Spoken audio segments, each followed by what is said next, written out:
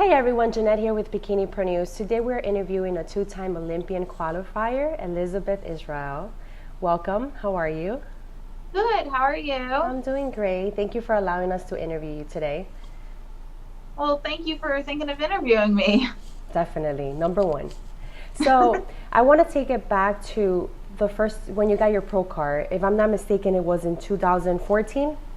2016, actually. I came close so many times, though. I saw that. That was awesome that you did not give up. So how did that go? Tell us a little bit about, especially your new followers, from your pro card all the way to, your becoming a pro, how it felt.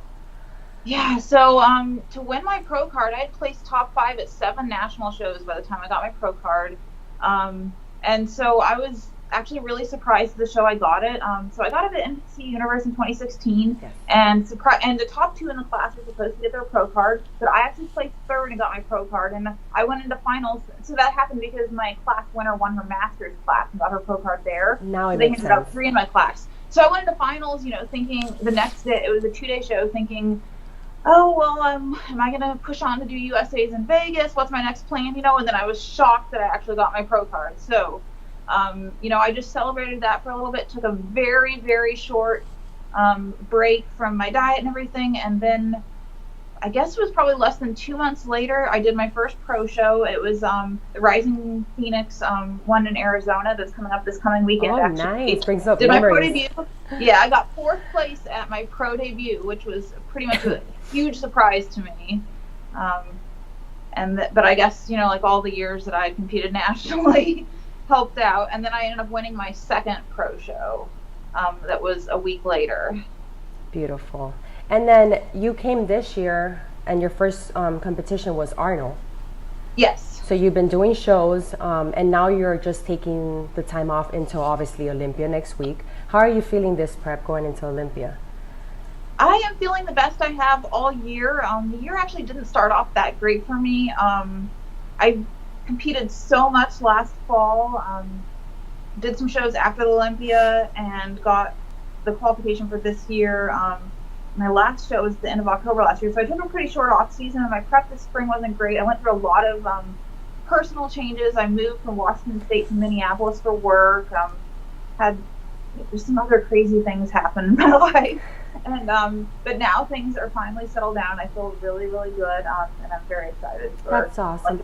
And I was actually going to ask you, because I know, like you mentioned, you're going through your personal stuff, but that big move of relocating and with your prep, especially coming into Olympia, how do you manage to do that? Especially any tips or advice you can give anyone that's going through that right now. That'll be great, because that's amazing. Yeah, I guess I was really lucky with the timing, the way it worked out. I moved just as I was starting prep, so I used it as an opportunity to find the gyms that I wanted to prep at, and to, just think about how I wanted to organize my new life and a new routine that would really support me well for the prep. So I just tried to take it really positively. It was actually a little more stressful before it happened, when, I was worried about what job I was going to have, stuff like that. But you're making it happen, and that shows a lot, so that's awesome. And you have a coach as well, which is Body by Old. Has he been your coach since you got your pro card? No, not since I got my pro card. It was actually as I was getting ready to start my Olympia prep that I just decided that I needed a change to bring what I really wanted to the Olympia, and I saw how many of the top Olympians that he coached, and knew that he could see exactly what the judges wanted to see, and help guide me toward that. So I ended up switching to work with him then for the Olympia last year. That's great. And then I know this is your second time going to the Olympian. So how would it feel getting that top first call out this year? That would be crazy. Definitely the top 10. So I got 11th last year, so I was the first person to, not hit the pose at finals. The top 10 got the pose at finals. So definitely have a goal of, being one of those who gets the pose at finals. But yeah, getting the first call out, that would be crazy and amazing. You have to believe that you're going to get it, though. Every time I'm standing on the side of the stage, I'm, expecting. At least at the shows that I feel good about my physique, I'm just telling myself, my number's next. My number's next. I'm the last one, in alphabetical order. So, as I keep calling numbers, I'm like, there's still a chance. They're still gonna call me. I got this. And that's the mindset you have to come in, especially in the biggest show of the year. you have to come with that positive mindset no matter what. So you're doing a great job. I see you posting, you know, you're working, you're multitasking, your relocation. That's pretty awesome. So I know how much that will mean to you getting that first call out at the Olympia. There's so many good girls that, like, honestly, like, anybody could be in that call. You have no idea. Like, this list is insane. No, it's crazy. This year I'm so excited because there's new girls, there's the existing pros, and it's just amazing. It's going to be very, very crazy. And now talking about that, how do you feel about the point system? Because, you know, before it's first place, so anybody, not any, you know, anybody can go really, but how do you feel about the point system now?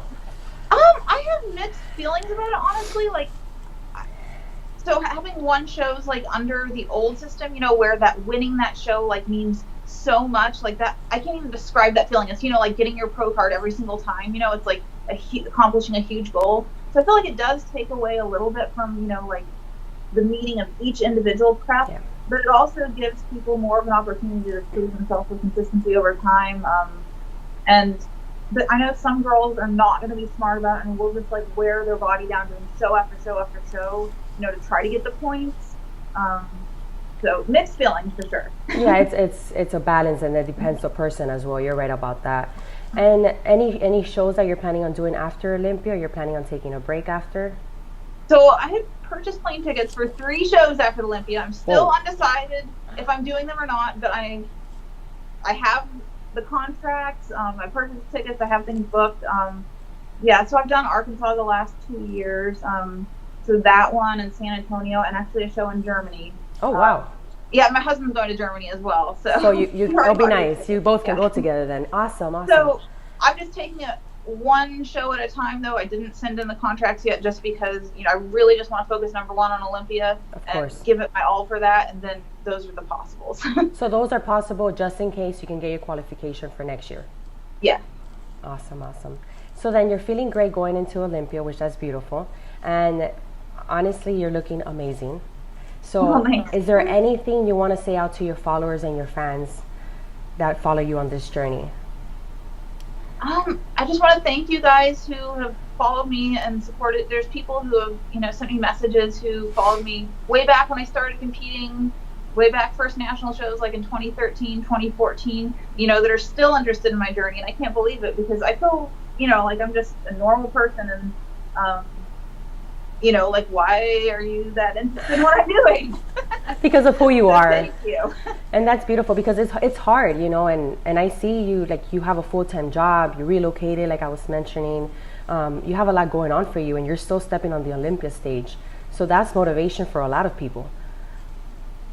So. Thank you. Yeah, I mean, I think it's really possible for, you know, anyone to achieve something that they set their mind to. Like, I may never, you know, be Miss Bikini Olympia, but, you know, I feel like it's not unreasonable, you know, for me to aim for, you know, like a first call out at Olympia or something. I don't know if I have the time to devote to, you know, do what I could to win, but I'm going to put myself out there as much as I can. You will, and never say never, because you never know.